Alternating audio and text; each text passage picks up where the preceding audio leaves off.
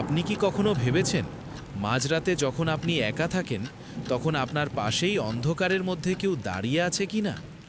আজকের গল্পটা শোনার পর রাতের বেলা খাবার অর্ডার করতে আপনার হাত কাঁপবে। গল্পটা সুমনের।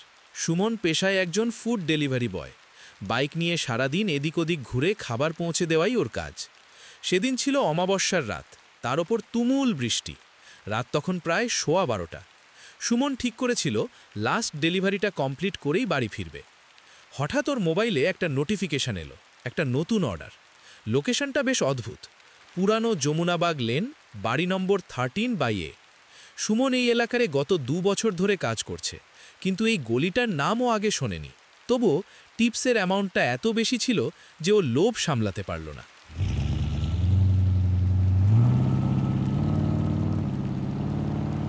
গলিটা ছিল শহরের মেইন রোড থেকে একদম বিচ্ছিন্ন। রাস্তার লাইটগুলো নিভু নিভু করছে, বৃষ্টির তোড়ে রাস্তাটা ঝাপসা। সুমন ম্যাপ ফলো করে এগোতে লাগলো, কিন্তু অদ্ভুত ব্যাপার, ম্যাপে দেখাচ্ছে ও ডেস্টিনেশনে পৌঁছে গেছে, কিন্তু সামনে শুধু একটা ঘন জঙ্গল আর আগাছায় ভরা পোড়ো জমি। সুমন বাইকটা থামালো। ঠিক তখনই ওর ফোনে কাস্টমারের কল এলো। সুমন ফোনটা ধরল। ওপাশ থেকে একটা যান্ত্রিক ঘরঘরে গলার আওয়াজ এলো, উপরে তাকাও, আমি বারান্দায়। সুমন চমকে উপরে তাকালো। অন্ধকারের মধ্যেও ও দেখল ওই পোড়ো জমির মাঝখানে একটা জরাজীর্ণ দোতলা বাড়ি দাঁড়িয়ে আছে। বাড়িটা দেখে মনে হয় না গত 50 বছরে কেউ ওখানে পা রেখেছে, কিন্তু দোতলার বারান্দায় একটা মোমবাতি জ্বলছে, আর সেই আলোয় দেখা যাচ্ছে একটা ছায়া। সুমন ভাবল খাবারটা গেটে দেখে চলে যাবে, কিন্তু কাস্টমার মেসেজ করল, উপরে এসো, দরজা খোলা, লিফট নেই, সিঁড়ি দিয়ে এসো।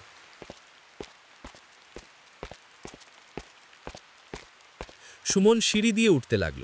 সিঁড়ির দেওয়ালে পানের পিক নয়, বরং মনে হচ্ছিল শুকনো রক্তের দাগ, আর একটা বিদঘুটে গন্ধ, পোড়া কাঠ আর পচা মাংসের মেশানো গন্ধ। দোতলায় উঠেও দেখল ফ্ল্যাট নম্বর 13-এর দরজাটা একটু ফাঁক করা। সুমন ডাকল, হ্যালো, আপনার অর্ডার?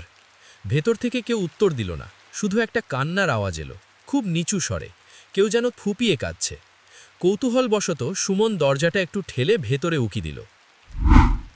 ঘরটা সম্পূর্ণ অন্ধকার। সুমন মোবাইলের টর্চ জ্বালালো। আলো পড়তেই ও যেটা দেখল তাতে ওর রক্ত হিম হয়ে গেল। ঘরটা ফার্নিচারে সাজানো নয়, সারা ঘর জুড়ে ছড়িয়ে আছে অজস্র হাড়গোড়, আর ঘরের মাঝখানে একটা টেবিলে বসে আছে একজন মানুষ। না, মানুষ নয়, ওটা একটা পোড়া লাশ, যার গায়ের মাংস ঝলসে গেছে। কিন্তু অদ্ভুতভাবে লাশটা এক হাতে একটা ফোন ধরে আছে, আর সেই ফোনে স্ক্রিনে সুমনেরই নাম দেখাচ্ছে। সেই পোড়া লাশটা আস্তে আস্তে ঘাটটা ঘোরালো সুমনের দিকে।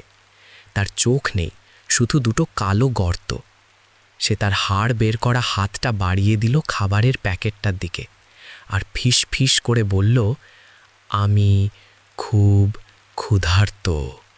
সুমন আর দাঁড়ায়নি, হাতের প্যাকেটটা ছুঁড়ে ফেলে ও উল্টো দিকে দৌড় লাগালো।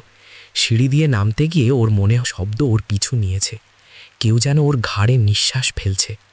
কোনো ক্রমে বাইক স্টার্ট দিয়ে ও ওখান থেকে পালায়।